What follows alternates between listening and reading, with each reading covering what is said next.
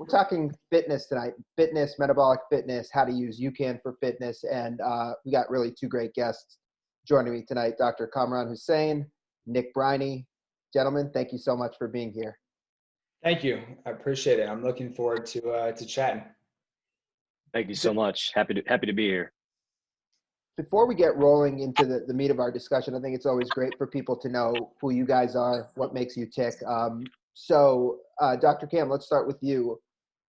What's your role in this world of health and fitness, and what drives your passion for health and fitness? Not just, trying to stay healthy and fit yourself, but also dedicating your life to inspiring others to stay healthy and fit.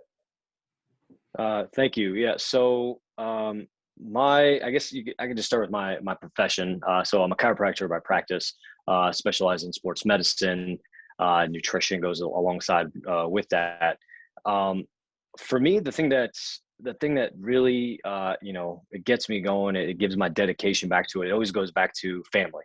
My dad was diagnosed with diabetes, heart disease at a very young age, and because of that, it was poor genetics. He never really took care of himself the way he should have, not really watching what he was eating and the why he was eating. And so, not taking care of himself, he ended up having heart surgery at a very young age. And since then he's had multiple strokes and seizures. It's almost like his operating system in his brain is just not functioning the right way. And it 100% comes back to his day-to-day nutrition. And so for me, the number one thing that I can always do is take ownership of my life. And I feel like I have a responsibility. I owe it to myself and to the people that I love to care for myself. And so that means I try to sleep well, I try to eat well, I try to go to the bathroom well, I try to do all of those things the right way so that I can stay on that path. And you know what, if it's meant to be that I'm supposed to have diabetes or heart disease or any of those things in the future, at least I could say I tried my best and I did my part. So that would be, kind of one of the things that really drives me is to, I want to stand the test of time the best that I can. Even though time is undefeated, I'm going to do my part. I think right now with and thanks for sharing that. It's really interesting to hear, people's passion and what drives them to do this. I think right now with what we've all lived through over the last year, it's really like you said, like time it's valuable, and we all want to take advantage of it and make sure we're feeling as good as we can. Nick, how about for you? What drives your passion for health and fitness? What's your role? What do you do? And what makes you passionate about what you do? Yeah. Like Cam said, thanks again for the opportunity. Any chance I get to share my passion and really how I got where I'm at today is always one that I jump right on, especially in the Ucan community, just because this is similar to Cam, something I've been using and been involved with for quite a while now. Like it goes back in 2013. And so, my passion around fitness started as a young athlete. I grew up playing sports. My dad would take me to the gym when I was like a young kid, and he'd put me in the corner and I'd like play with my toys there and kind of hang out. And so I kind of grew up in a weight room environment, and, like getting involved in sports, obviously weightlifting and strength and conditioning things were always super important. I had the opportunity to play football in college, but struggled a little bit with injuries. And I had 2 pretty serious knee injuries on the same leg. And it got me thinking about why is it that I struggled with staying healthy where maybe other athletes had so much success in their career. And what really, I studied kinesiology at Kansas State University, and what really got me into it is just like learning that there's such a huge gap between whether it's like suboptimal fitness or post-rehab or post-injury and actually performing where you're at your peak or you're at your potential. And how to tie that gap, I feel like it wasn't really well educated. You have like physical therapy and you have personal trainers, but you don't really have like that corrective exercise niche in the middle. And that was something I was super passionate about because I wanted to tie together, like why I ended up where I did as a young athlete. And as I learned more and more and started trying to figure out how to put the pieces of the puzzle together for myself, I got super passionate about being able to help other people do the same thing. And so, really like my role in fitness is to help people move, feel, and perform their best. And that's kind of my motto and the way that I approach things. And there's a lot that goes into that. Technically, my title would be a performance and nutrition coach. I worked in a big corporate gym setting for about 7 years. And then in the middle of the pandemic, I made a transition to start my own training and nutrition coaching business, with my wife kind of helping part-time on the side as well. And it's been an amazing journey for us, but it was a chance for us to step out in kind of a crazy time and do something that allowed us to help more people and start to change with the times. And so, yeah, I think like the biggest thing for me is just similar to the way Cam said. I like how you mentioned time is undefeated. We all only have so much time, and I want to do my best to help make people feel like they're getting the most out of the time they have. So whether that's, I call myself a performance coach, but I don't work with just athletes, whether that's performing better in a sport, recreationally, professionally, collegiate, high school, or it's just being able to play with your kids better, or performing better at work. I want people to live at their best and feel and perform at their best in regardless or in any opportunity that they're chasing, regardless of what it is. So that's why I'm here. That's awesome. And, Nick, I'm glad you talked and kind of defined performance the way you did there at the end, because I think it's like there's such a link between what we do physically, what we consume, and our ability to function in all aspects of our life. And that's really what we're going to talk about here today. We're going to certainly talk about how Ucan plays a role in that. But prior to doing that, we're going to set the scene by taking a step back a little bit. So let's jump right into our discussion. Today's discussion, it's going to focus really from a nutritional standpoint on the impact of blood sugar management on your metabolic fitness. And we'll set the foundation for why you should care about this, how it can help you perform in all the ways Nick talked about, whatever you're doing for your activity in your sport, whatever you're doing for physical fitness. And then we'll talk about Ucan and how it's a one-of-a-kind nutrition product that's going to help you optimize your performance, your recovery, and your focus. But let's start with that foundation of metabolic fitness for athletes. And I want to ask you guys both, kind of like what metabolic fitness, what that idea means to you, because there's a very technical definition, that has to do with kind of like energy production and the mitochondria, but there's also, metabolic fitness, the way people understand it, right? And the way we're going to talk about it. And being an athlete and physically active, it doesn't necessarily mean you're metabolically fit if you aren't fueling and eating in a way to regulate blood sugar. But let me say no more. Dr. Cam, what does metabolic fitness, that term and that idea, mean to you? So metabolic fitness to me goes back to the understanding that your metabolism has to process things a certain way. And that could be based on a number of different variables, what you're eating, when you're training, the time of day, things like that. And so for me, metabolic fitness always came back down to how did I perform at different times of the day? So if I woke up in the morning and I was completely fasted and I trained, compare that performance to I'm training later in the evening, I've had a long day of work, I've been eating throughout the day, I've had 3 cups of coffee, whatever it is. So metabolic fitness to me is simply being able to flow efficiently through all those variables, find the best way to operate within those variables. And the only way to really figure that out is with experimenting and finding consistency with what you like. And so one of the missions that I've had, and especially in the last 2 or 3 years, specifically being with everything that's happened in the world and whatnot, is just trying to test those waters, just trying to experiment with different variables and say, you know what, today I'm going to be completely fasted until 3 p.m. and maybe I'll have some Ucan, and then I'm going to go train and I'm going to see how my body responds. And it could be a shitty workout, or it could be a good workout. Well, it just depends. And so metabolic fitness for me is all about how you handle, how you flow within those variables in your day-to-day life.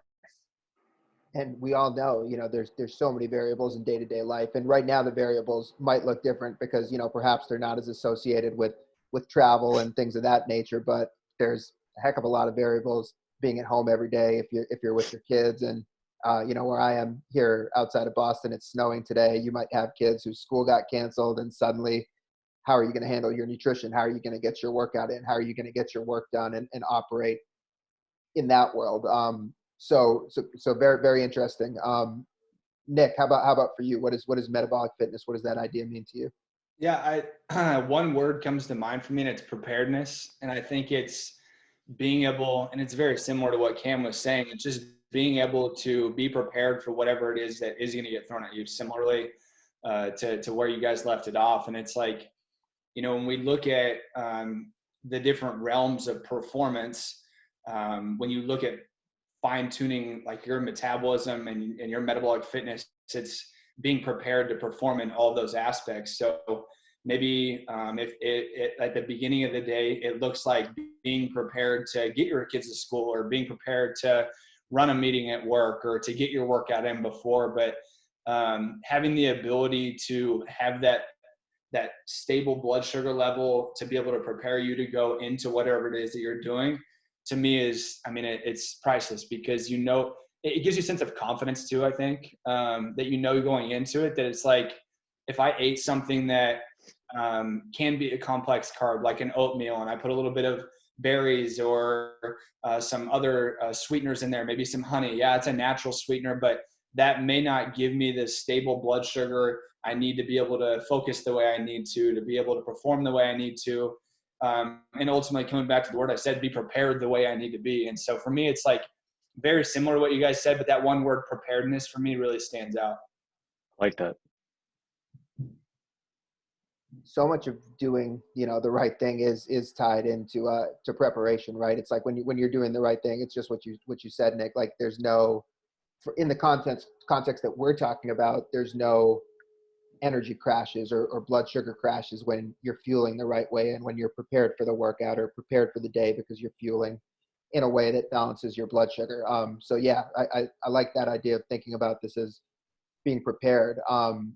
And both of you guys touched on this in the beginning, but really, why should people care about this? Our level of metabolic fitness, it can determine our ability to live a long, healthy, and active lifestyle, right? So when we're improving metabolic fitness, and this is a lot of what we're going to talk about today, as athletes, which most people in here are athletes to varying degrees, for an athlete, improving metabolic fitness, it's going to positively impact your focus, your performance, your recovery. When we think and talk about preparation, a lot of it is that focus, right? Being just mentally there to do what you need to do. And that can be tied back to metabolic fitness. It's sustained and stable energy throughout the day. It's sustained energy for exercise, for endurance exercise, sharp focus and memory recall. It's fat burning ability to have better body composition because you're fueling in the right way. So these are all things that are tied into better metabolic fitness. But how do we go about improving it? Nick, I'll start with you. And sometimes it's helpful to think about how to improve things by talking about, some common ways we might get it wrong, So for a lot of athletes and a lot of people that you work with, when it comes to this idea of metabolic fitness, and let's assume these are people that are already predisposed to being physically active, what are some things that people might get wrong, that might not be productive towards being more metabolically fit? For sure. It's nutrition, hands down. That's the thing that I see most commonly. And, I've had the opportunity to work with everybody from youth athletes in their teens to, I have a couple clients in their 60s and everywhere in between. And so regardless of what they're doing, whether it's like you'd said, preparing for a sport recreationally, 20s, 30s, 40s, 50s, or if it's preparing for a sport as a younger athlete, or if it's helping your kids prepare for sports, it's making sure that you're fueling your body properly to be able to put you in the best position to get the most out of the effort you're putting in physically. And so many people get into this mindset of, I'm going to go work out, I'm going to push myself, I'm going to see these results. And I love that motivation. I love seeing that from people, but the biggest missing factor is fueling and recovering properly to get the most out of the physical effort they're putting into things. And so, I've had clients show up before where they've been in a session and mentally they're like, they need a good workout. They're like, I had a long day, or yesterday was crazy, or like, man, I cheated a lot this weekend, I really want to push it today, or hey, I've got this race coming up. Regardless of the circumstance, this happens so often. People come in ready to put in this physical effort and exert energy, but they hit a wall at some point because they weren't prepared, like I mentioned, to be able to perform the way they need to. And that's where this fits in for me, is it's like, why go through the effort to put all this physical exertion forward to chase these goals and not do everything in your power to line yourself up to be successful? And for whatever reason, it's that the nutrition side of things just gets lost. And I think that most people, unfortunately, won't know the difference until they change out of habits that they're used to. So like, say I've been eating the same thing post workout or through my nutrition routine for a long time, and it's gotten me thus far. A lot of people have this mentality of like, why change something that's worked this far for me? But so many people don't give themselves the opportunity to get uncomfortable and try new things. Like, just like Cam was talking about, like, I've known Cam for a long time, and he hasn't always walked around looking as shredded as he is. Like, he used to be more of a power lifter. Like, I'll let him tell you more about that, his past, but like, he got where he is. He's had his physical success. I've had some of mine. We've had some for our clients because we weren't afraid of trying something different, even though we may have had something that worked before. And 90% of the time, that's all around nutrition. So with nutrition and with workout nutrition, you know, a lot of, I guess, things that might get people in trouble is that lack of preparation, right? You don't time or think about what you want to fuel with before a workout, and then suddenly you get to the workout and you need to take in something quick, something that's going to kind of jolt you up with energy. What's the pitfall when it comes to workout fueling with that quick energy approach? Yeah, I think if you come in and you find yourself in this position where, like you mentioned, like you're bonking in the middle of an endurance event or a training session, usually the fastest way out is fast sugars. And then all of a sudden you end up in this, I always call it the roller coaster game, where I used to draw this out for clients. I still do now. I have a whiteboard in my training facility, and I'm like, just if you get me talking about blood sugar, you guarantee I'm going to be pulling a marker out and getting all nerdy with you. But it's like the same thing you have on the back of every Ucan packet, and it's just a graph, and it shows that with fast acting sugars, you're going to see a spike. And so for that temporary moment, it's like, whew, I'm alive again, I'm ready to roll. But what ends up happening is you start this roller coaster effect where as soon as you start to crash, the only way back out a lot of times is to reiterate or like repeat poor habits with that. And so it's like being able to walk into understanding what kind of exercise you're doing, what kind of energy that you need or that exercise demands, and understanding like what happens post-workout. So, I mean, generally speaking, we recommend clients get some form of carbohydrates in before they work out.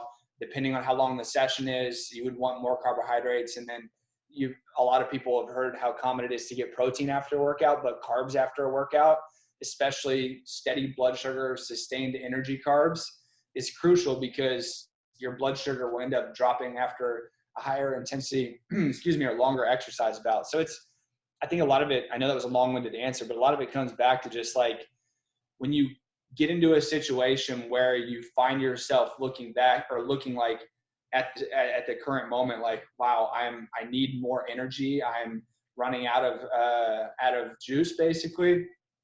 I think the challenge is then just making sure that when you get done with your training session, you refuel properly, but you also sit back and reflect and think, like, just like Cam talked about earlier, when you try different things, you have to figure out what works for you, because the unfortunate challenge behind all this is everyone works completely different. Now, we can use science to help validate different approaches or directions that we take.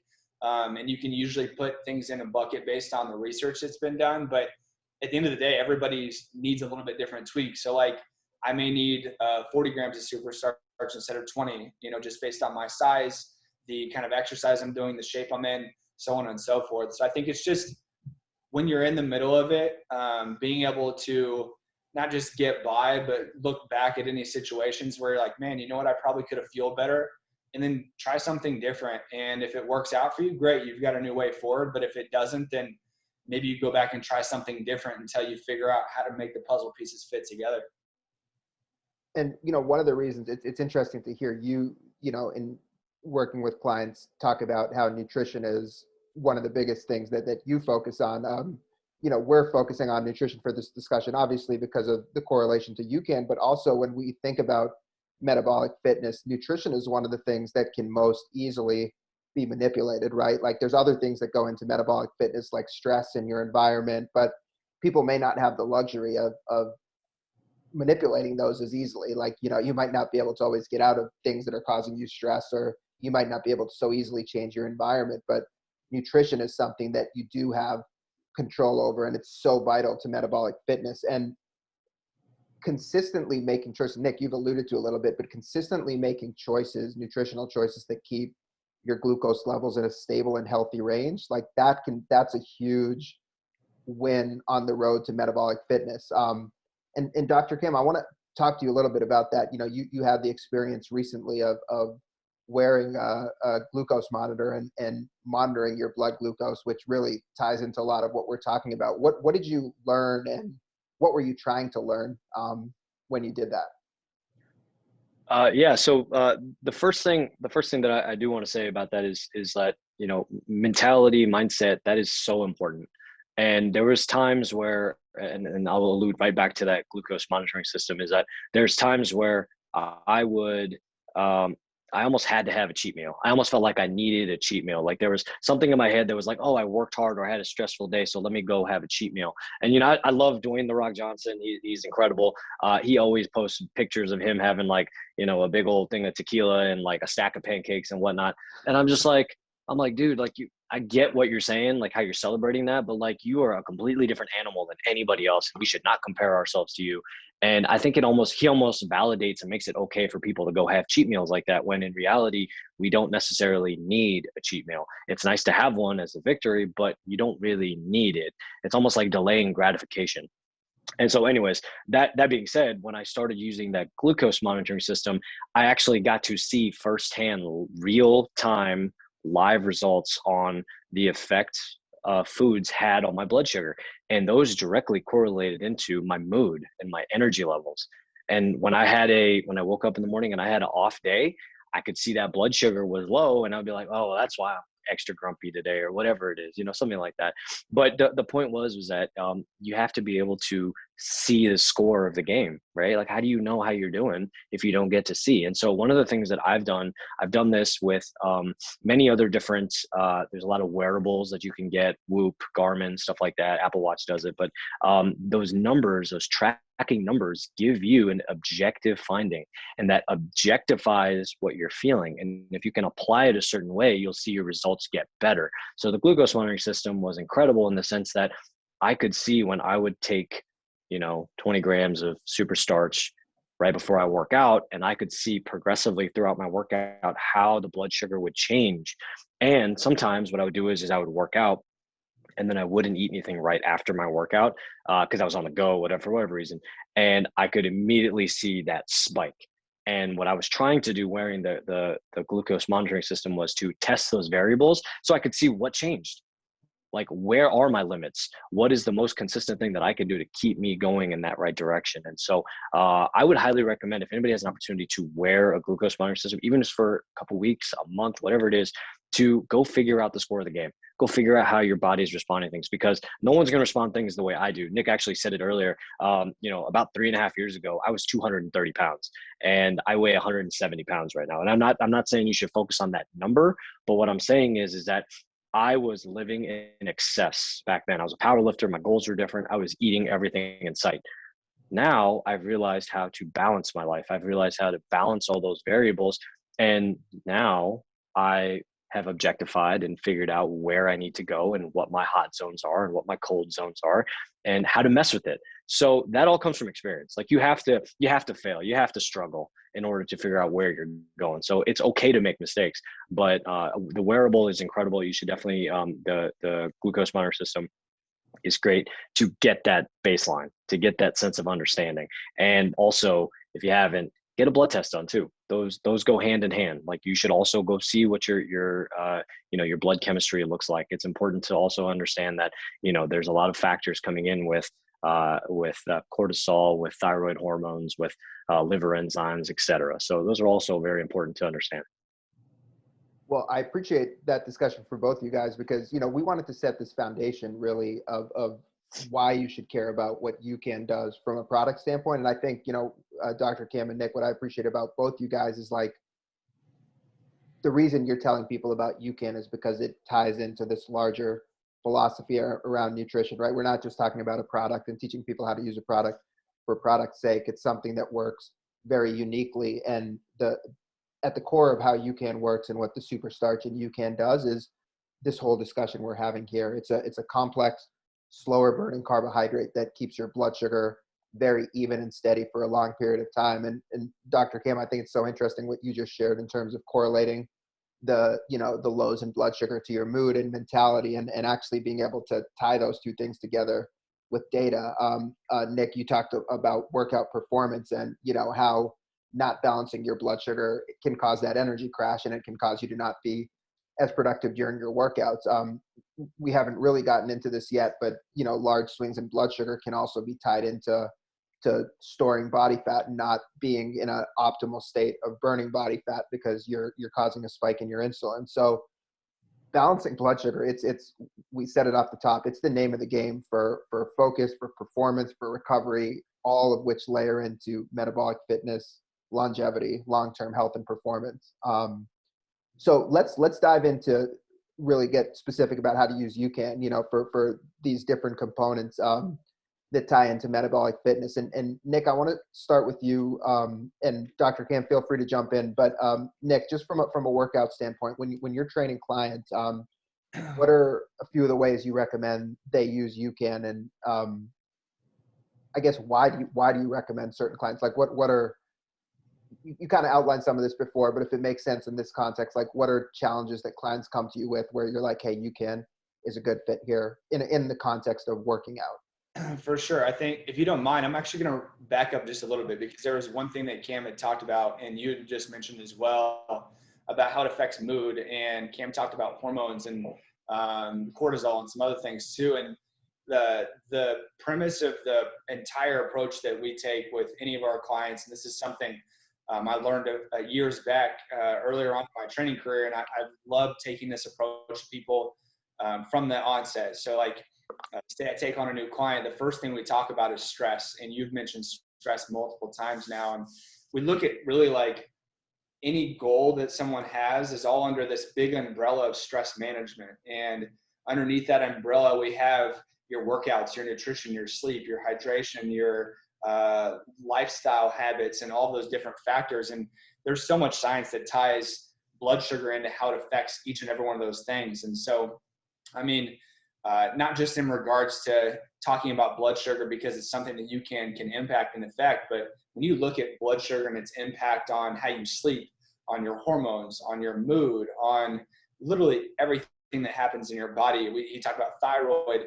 It really is this centerpiece that allows us to be able to talk stress, blood sugar. They go hand in hand. And so, I think that's why it's like, to your point earlier, overtraining is something that can cause issues with stress, which can cause issues with blood sugar. So it can actually work backwards from a stress standpoint too, where like bad sugar or inconsistent or blood sugar that's not in ideal ranges can actually cause stress. Stress can cause blood sugar issues, and they kind of go hand in hand. So I think it was important to kind of touch on that aspect because that's how I make my recommendations, is looking at like, okay, I start with somebody tomorrow, like, tell me about how much sleep you get. Tell me about how much water you get. Let's talk about your nutrition. Let's talk about your workouts. Do you feel recovered and energized, or like, do you feel energized at the end of your workout, or do you feel drained? And that's a question that tells me a lot. And when someone gets into the gym or goes out for a run or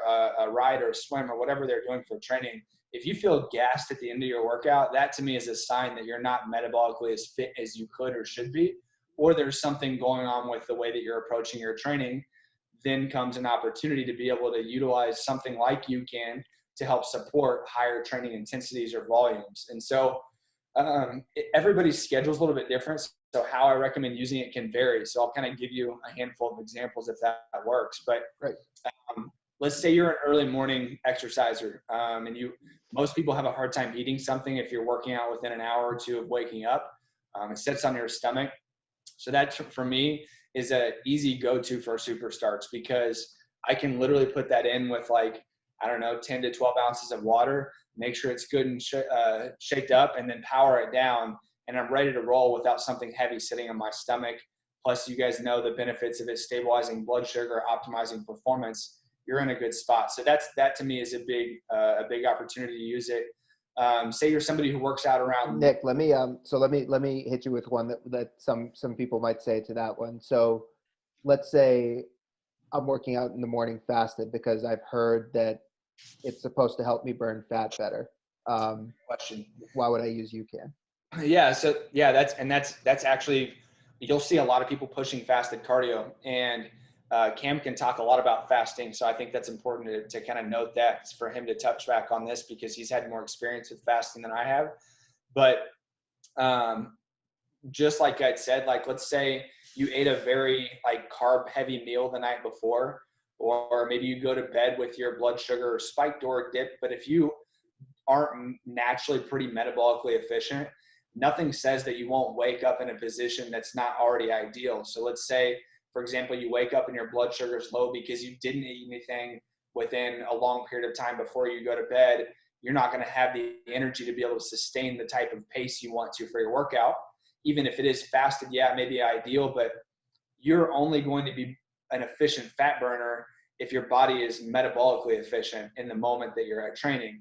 So if my blood sugar is too low or too high in the morning, going back to wearables, if you have access to a CGM like Cam talked about, I haven't had a chance to use those, but we have just a quick finger stick measure that you can use as well. You can get them on Amazon and a variety of other places, but I've tested that in the morning. There's been times where my blood sugar is high whenever I wake up, and there's been times where it's low whenever I wake up in the past. And to Cam's point, being able to understand what works best for you is ideal, but this notion that taking Ucan isn't going to allow you to be able to optimally burn fat because you're not fasted. If anything, it's gonna put you in the right zone to optimize your fat burn versus the potential of kind of going in and just rolling the dice per se. And you talked about it's going to put you in the state to optimize your training, right? So you can go at the level you want to be able to go and have that productive workout. Yeah, mental focus, metabolic efficiency, and that's the whole point of it. And it's like I've had so many people that usually when that happens, when someone questions it, I bring out the science and I just start talking through it, and that's where the whiteboard talks come in, and I start to talk about like, hey, let's lay out a couple different scenarios then of when you think you're fasted and what you ate before the day before. And to Cam's point, where your natural blood sugar levels tend to hover from. For some people, it may work and they may get by with it. But back to what I said when I first started, like when we're looking at optimizing performance, regardless of what it's for, why wouldn't you decide to use something that you know is scientifically proven to work better for you, even if you may be one of the people that falls in the range where it may not, you may be pretty naturally metabolically fit, you know? So it's like, it's one of those situations where like I said, if you have an opportunity to optimize something that you don't really know whether or not is ideal, then take that route. Like it seems like a no-brainer to me. So I think genetically, I am most definitely not metabolically fit. It just does not go well with me and my family lines. And that's I'm Pakistani. It's that connection, and historically, that's just the way it's been. And so to counteract that, there's times where, like, let's say if I had steak and potatoes the night before, and I'm gonna do a fasted workout the next day. Hypothetically, maybe I wake up and my blood sugar is fine. I maybe don't need to take Ucan. I'm okay with taking it either during or after the workout if I feel like I'm losing it. So those are all variables to keep messing with. Yep, 100%. And that's the thing, is it's like going back to your original question, Brian, you basically have to fine tune what works for you. So it may not be right at the beginning, or may not be before your workout. Maybe it's in the middle of your workout. Maybe it's at the end, to Cam's point. But being able to understand that you have this to lean on as a strong foundation to helping make sure that you're getting the most out of the time that you're physically putting into something, it just seems like a no-brainer to me.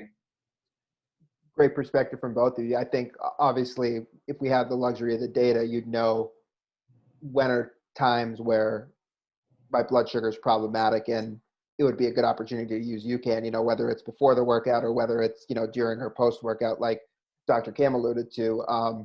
But we can also go by feel, right? If we can understand some of the things, like what are some of the symptoms of low blood sugar. Maybe it is mood, like Dr. Cam talked about. We certainly know that those lulls in energy and those energy crashes can be attributed to low blood sugar. So if you're waking up in the morning and you're feeling like, I maybe don't have a lot in the tank, or maybe you are waking up in the morning and you feel okay, and it's more about after the workout where you're feeling really hungry, you're ravenous, kind of that hangry, low blood sugar feeling, then you can decide based on that, when's the best opportunity for me to use UCAN. Is it before the workout or after the workout?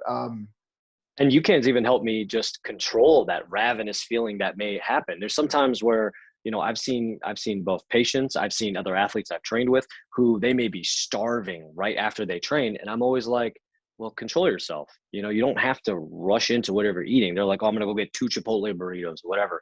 I'm like, well, maybe you should have a UCAN bar instead and just have 1 Chipotle burrito, and you'll probably be, a lot better off. So that once again goes right into your point of, understanding and reading the variables. And I think one other thing I want to add in there too, because I know we've talked a lot about like ways to be able to measure this. And I know it's not mainstream to be able to get access to those things, but to your guys' points, both of you have talked about this. There are cues that you can listen to. It is brain fog, it's energy levels, it's a variety of other things that can lend you to recognize that maybe you do need to start looking at alternative ways to fuel your workouts if this isn't something you're already doing. So like for me, it's like if I wake up, I'm foggy. If it's a brain fog thing, if it's an energy level thing, if it's a mood thing, like those to me are the 3 key factors that are like stand out to say, okay, something's not ideal or optimal right now. Maybe we should look at a way to fix it. And then if you don't have access to that stuff, that's fine. It just goes back to trial and error and figuring out how you can make it work for you. In terms of the different UCAN products, so there's the energy powders, there's the energy plus protein. Those both have super starch, which is the unique energy source in UCAN. That's the carb that's going to give you this balanced blood sugar and long-lasting energy. There's also the UCAN energy mix, which is our granola product, a new product that has super starch in it as well. What are you recommending, Nick, that people take when we're talking about pre-workout fueling when it comes to UCAN? Or if there is variability, how do you determine, what might be best for an individual? So my wife is a perfect example of this. She doesn't like to drink her calories. She's like, if I want to put stuff in my body for fuel or for food, I want to eat it. Like I want to enjoy the process of eating it. So she's a prime example of someone who is like, the super starch isn't really her thing, but she absolutely loves mixing in the protein plus with like an almond milk based Greek yogurt. So it's dairy-free option, but she'll mix that in with that. And that'll be like her breakfast, maybe with a couple berries, some chia seeds, some hemp seeds, and call it good. And so it's like, you can use that just the same way you would a starch if you're not the kind of person that's like, cool, I'll power this down. It may taste good. It may not. I may like the texture. I may not. The bars, we crush the bars around our house, and they're great for snacks. So like, I know that's been a big fan favorite for clients as well. Maybe you're on your way to work out after work and you haven't had anything since lunch. Next thing you know, you're like, okay, I'm starving. I need something in my body right now. The last thing I want to do is drink something because I want real food. That's where it's like, okay, grab a handful of the energy mix, eat a bar, eat 2 of them if you need to get a little bit more carbohydrates for energy and fuel going into it. So, I mean, I think that's the coolest thing about it for me is, especially having been around UCAN since like 2013 and seeing the evolution of the products. I didn't realize that you guys were working on the energy mix until like right when it came out. And so I was like, okay, this is really cool to see the expansion into more of the food market outside of the supplement market. And I think to me, it opens up a whole nother realm of the healthy snack world. And that's something we haven't talked about either. Like we can talk about fueling for performance, but like what you eat outside of the window pre, during, and post workout is equally as important as what you're eating around those windows. And, you can obsess about, is my blood sugar ideal for my workout? But if you, outside of that 2 to 3 hour window, unless you're an endurance athlete and you're training longer, like you still need to make sure that you're metabolically efficient in the foods that you're putting in your body and the way that you're eating. And I think that's such an easy option to be able to grab something that from an energy standpoint is going to give me a steady boost of energy. I have the confidence eating it that it almost makes me feel better about having a snack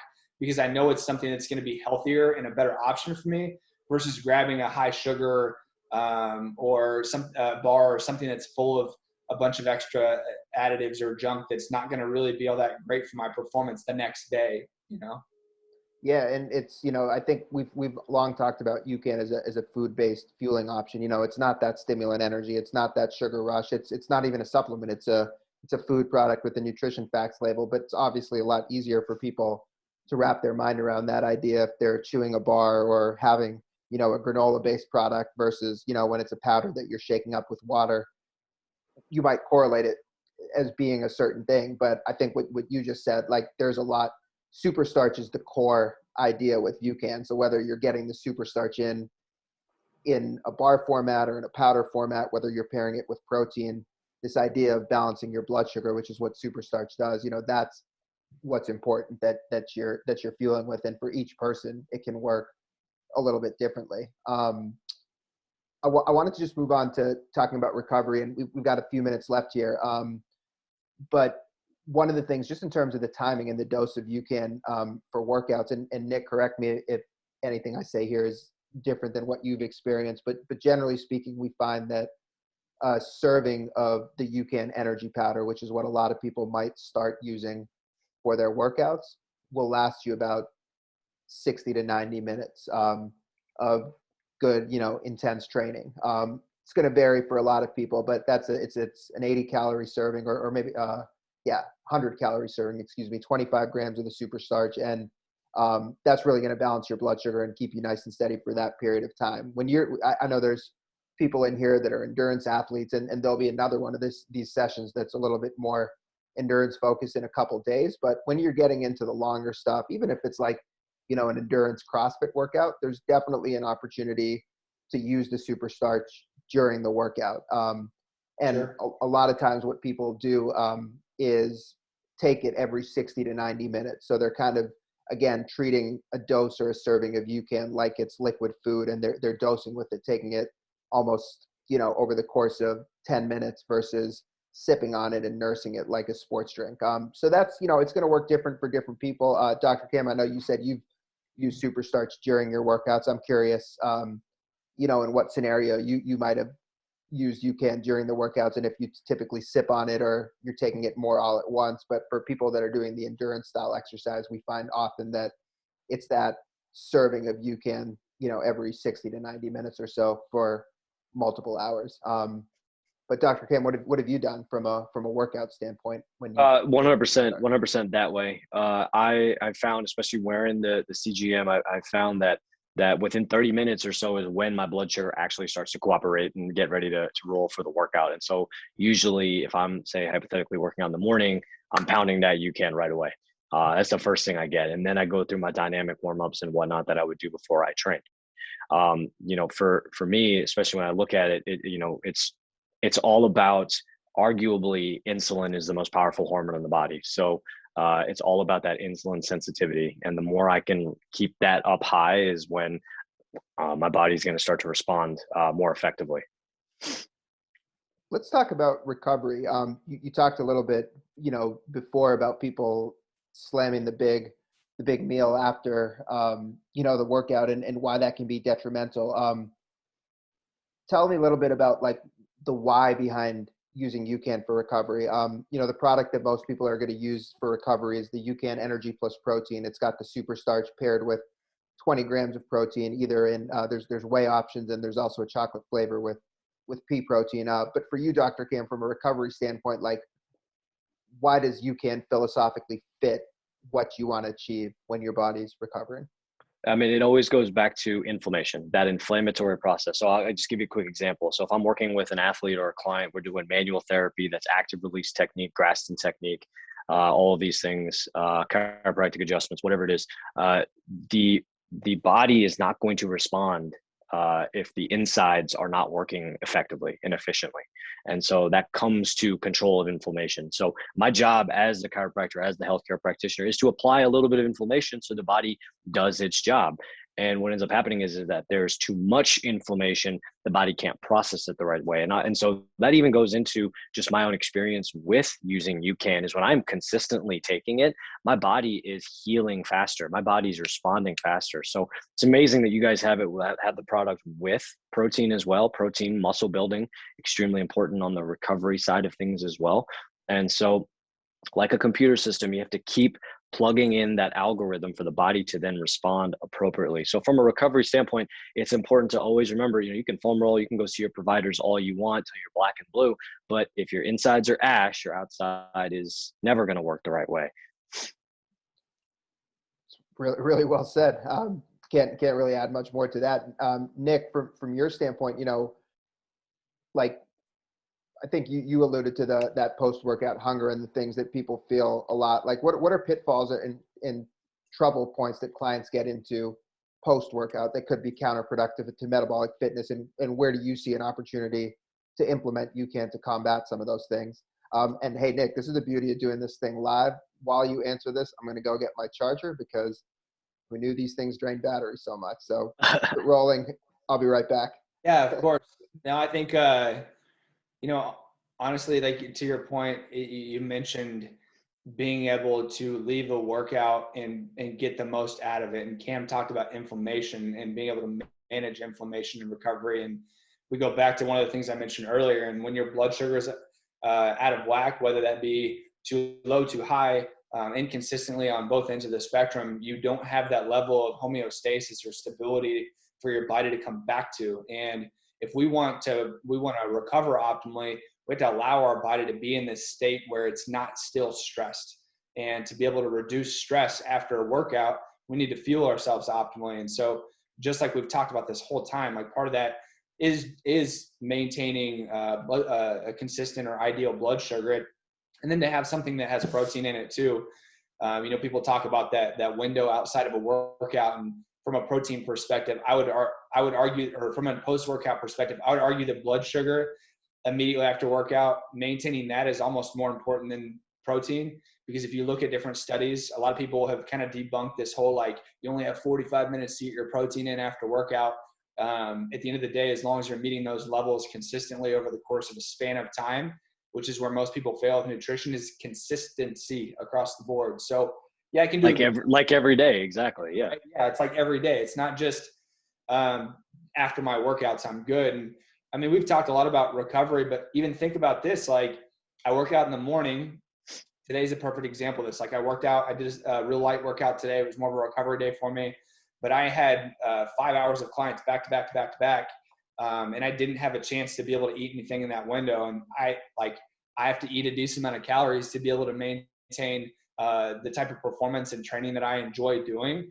And so part of that is like being able to drink my calories and being able to drink calories that maintain that level of stability, homeostasis, blood sugar, so that I know that I'm recovering and maintaining my energy and focus through the day. So like being able to even sip on this, not just immediately post workout, but if you have a gap in your day where you have this large window between meals and you feel like maybe you get that 2 o'clock feeling or whatever it may be, that's a perfect opportunity to grab a bar, to take a handful of the energy mix, to put some of the protein plus with some Greek yogurt, or just drink some of the superstarch. But I mean, I think it's so overlooked as a full day opportunity to use, and instead of just looking at like pre, during, post workout. Of course, it's going to help through there. So I don't want to knock off any of the things we've talked about there, but I do want to bring more attention to the relevance of what this can be as like just a stable energy opportunity throughout the course of any part of your day, especially if you've already worked out. Oh yeah. And it definitely, from my experience, I've seen how UCAN just makes me better at everything else. So whatever I'm eating, let's say hypothetically, I say this facetiously, I don't mean it for real, but like, because I've been so consistent with UCAN and my blood sugar is so consistent, I have programmed my body to understand it a certain way. So if I, do a shirtless picture, I'm going to look a certain way. If I go have a slice of pizza and then I go do a shirtless picture, I'm actually going to look more cut. And the only reason for that is because my body knows how to process those other carbohydrates better. So I'm not saying that, that's the the vanity, the vain thing that you should go do is seek. But what it does tell you is that your body's a computer system, and over time it gets used to those mechanisms, and you have to keep pumping it, and Ucan helps facilitate that. You hit the nail on the head, man. I think so many people, I've seen this on the other end of the spectrum, where people who are consistent with their fitness, they panic about situations in social environments where they're like, oh crap, what am I going to do? I have to go eat at this place. They're not going to have any healthy options. But when you can do this more consistently over a period of time, you can go out and have, and once again, like, we're not here to condone cheat meals, because I don't like the terminology behind it. Like, I'm all about balance. I follow the 80-20 rule. I like to eat good food too. I don't always eat the most blood sugar or stable, healthy foods, but because I do the right thing 80 to 90% of the time, utilizing things like Ucan products and other good, clean, healthy foods, it allows me, when I do get to that point, to Cam's spot, where it's like, this actually benefits me because it's an extra bump of energy, and my body just kind of processes through it, does whatever it wants to, and then I come back to this level of stability and maintenance. Yeah, exactly. And that balance is key. And I mean, when I think about like my own diet, my own nutrition, I'm almost utilitarian at times. Like, I almost eat for a specific purpose. But I do enjoy, I mean, ice cream is my weakness. I tell you that the energy mix is like crack. The chocolate one is like crack. I'm just going to be honest. So really good stuff.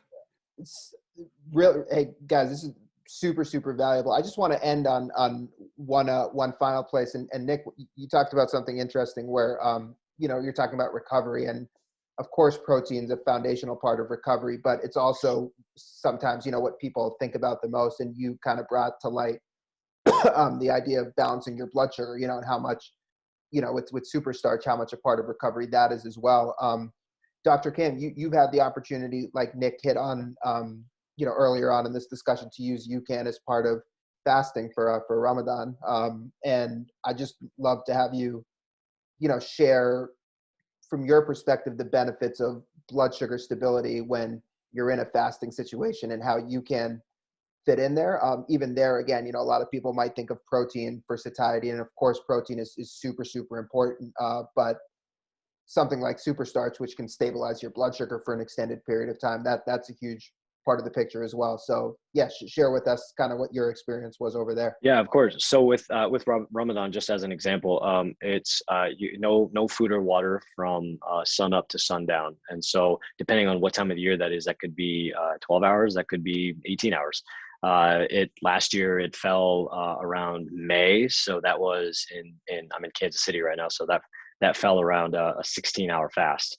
And so that's tough to do, especially if you're training, especially if you're very, physique oriented and goal oriented as I am. And so what I would do is I would wake up in the morning and I would have Ucan protein. And that's actually, I think that was right when the Ucan protein combo came out, which was phenomenal timing. So I would wake up in the morning right before sun up, I would have the Ucan protein. And then I would just let that coast throughout the day. And that was the hardest thing to do, because for me, I was like, shoot, I'm fasting. Like, how am I going to maintain my training? How am I going to maintain my physique? And everything had to do with how many calories I was getting throughout the day. So once again, going back to the utilitarian comment that I made earlier, I basically had to simplify. I wasn't training as hard or as intense as I normally do. I had to adjust. And so I was still focused on just getting the right amount of calories per day. So when the time came to eat, I would have something small, and then I would go right away and train. And when I would go train, I would take Ucan again. And so that was the only time where especially fasting for that long, where I thought it was beneficial to do 1 scoop of Ucan first thing in the morning at dawn, and then 1 scoop of Ucan right before I trained. And that was the only time for that 30 days where I found it very beneficial to do it. And I'm so grateful to say I really didn't skip a beat. I felt depleted towards the end of that 30 days. Your BMI drops, your body's not craving ghrelin drops, you're not craving food as much. So it was hard for me to keep feeding myself, but Ucan definitely facilitated that for me. Super, super interesting.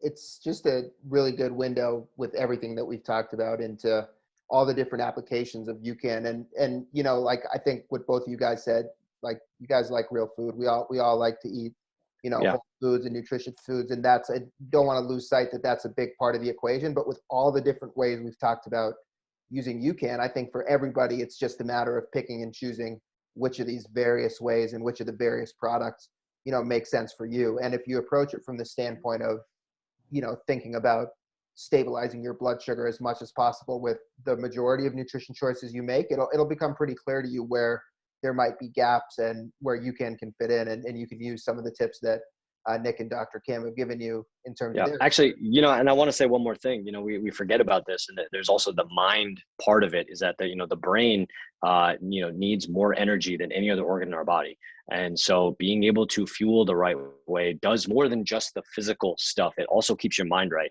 It allows your brain, if you have the right fuel, you're allowing your brain to conserve energy, and so what can end up happening is that you can break through mental barriers as well. Whenever you're feeling, if there's depression or stress or whatever it is, if you're getting the right fuel to your body, the right hormones are clicking, the mentality changes too. And so it is, this is another reason why I say, insulin is the most powerful hormone in the body, arguably, because diabetes, which is the kind of the diagnosis behind poor insulin function. Diabetes is a systemic condition, meaning it affects your eyes, your ears, your lungs, your brain, your muscles, your joints, your ligaments, your vessels in your body, your heart, literally everything. So it's almost like a no-brainer to take care of your insulin so that everything else functions better. For sure. Well said. Nick, any final thoughts from your end? No, I mean, one thing that we talked about when we connected before the call, I think it's yesterday, is just understanding that, I want to reiterate, I think you guys want to reiterate it at Ucan, this isn't meant to replace like a pre-workout stimulant, but can be used in addition to other types of performance supplementation too. So, I mean, if you are currently doing something that's super stim heavy, then you would obviously I wouldn't recommend something that's going to give you this big jolt but not be able to sustain you. But putting something like this with a stim-free pre-workout that has a little bit of beta alanine in it, it's going to have some type of creatine in it. It's going to give you maybe even some of the stim stuff that has a little bit of caffeine. I pair that with stim-free pre-workout all the time before I do with the super starch. And so doing that, even if you maybe you don't have the ability to get the protein plus and the regular starch, you can mix this with other proteins too. I think it's such a versatile product, and we didn't touch on that a ton, but there's so many different ways you can use it. We talked about it from that regard, but when it comes to a supplementation standpoint, it doesn't have to replace other things. It can be used with, in addition to, as well. So, I mean, really though, I think we hit the nail on the head with everything else. And I'll reiterate too, Cam and I are both open books. And so if you're on this call and you're thinking okay, I don't understand how to fit this in to my specific situation, I absolutely love helping people. So feel free to reach out. And I think, I'm not going to speak for Cam, but I imagine he feels the same way. Give me a ring. Give me a holla. Well, guys, let's close this out by as much as you want to share. I know you guys are both on social. What's the best way for people to connect with each of you guys? Cam, go ahead. For sure, via Instagram is great. I'm good with it. Just dr.kamraan.husain. Instagram is easy. Just DM me. I am very quick to respond on that. So awesome. Nick, how about you? Same for me as well. It's just my first name, Nick, NICK_Briney, BRINEY. And then if you're interested in anything as far as training options, questions, any of that kind of stuff too, obviously, I can connect you through that platform as well. But Instagram is probably the easiest. If you're not on Instagram, you can just do my name, NICK, at avexiakc.com. So EVEXIAKC.com. Fantastic. And for everybody on this session, we are going to send out a recording of this. So if you jumped on late, I know we had people come on after we got started, or you just want to soak in the wisdom that these gentlemen brought to us, you can definitely do that. You'll get that sometime tomorrow. I know there was some questions that were submitted beforehand. Hopefully in the course of our discussion, we tried to tailor this around a lot of the questions that you guys were asking. Hopefully we answered a lot of those questions, but from the Ucan team, we will be going through all the questions that were pre-submitted, and either myself or somebody else from our team will get back to you in the next day or so if your question wasn't answered as part of this discussion. So with that, Nick and Cam, I just want to thank you guys so much for being part of this. For everyone that gave up some of their time tonight to talk blood sugar, to talk nutrition. These gentlemen are super passionate and knowledgeable about what they're saying. So definitely came through from my end, and want to thank you guys for giving up some of your time to be with us tonight. Absolutely. Thank you so much. Yeah, I appreciate the opportunity. Always welcome to come back. I enjoyed it. Sounds good. Looks like we got another session coming up soon. We will we'll take you up on that, Nick. And to both you guys, thanks so much. To everybody for joining us, thank you very much. We will talk to you soon. Take care. Alrighty. Guys. Peace. See ya.